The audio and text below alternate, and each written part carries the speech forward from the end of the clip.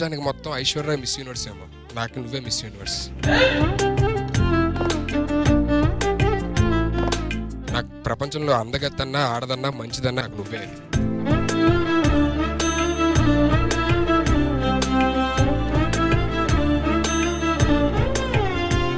ఫైనల్గా ఒకటి చెప్తాను. కన్నుల్లోని రూపమే, గుండెల్లోని ధ్యానమే, నాశని స్నేహమే,